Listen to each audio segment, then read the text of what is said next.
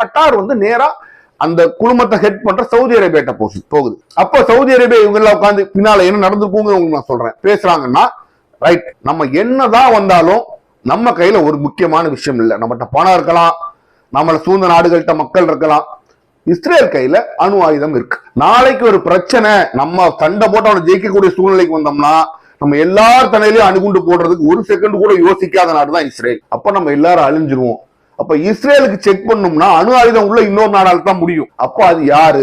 எந்த இஸ்லாமிய நாட்டுட்டு அணு ஆயுதம் இருக்குன்னு பார்த்தா பாகிஸ்தான் கையில மட்டும்தான் இருக்கு. அப்ப பாகிஸ்தான் செய்யும் நாடு, ஒரு நாடு இஸ்லாமிய நாடுங்கிறனால மட்டும் சவுதி அரேபியா அங்க வரல. சவுதி அரேபியாவுக்கும் பாகிஸ்தானுக்கும் ஒரு பலகாலமா வந்து ராணுவ உறவு இருக்கு. சவுதி அரேபியாவோட ஃபைட்டர் பைலட்ஸ் எல்லாம் பாகிஸ்தானோட ஃபைட்டர் பைலட்ஸ் தான் ட்ரெயின் பண்ணுவாங்க. ஒரு தடவை சிரியால ஒரு பிரச்சனை நடக்கும் போது 60களோ 70களோ பாகிஸ்தான் ஆர்மி போய் தான் சவுதி அரேபியா பிரச்சனை, பாகிஸ்தான் 60,000 ஆர்மி சோல்ஜர்ஸ் அங்க போய் சவுதி அரேபியாவுக்கு பாதுகாப்பு கொடுத்தாங்க.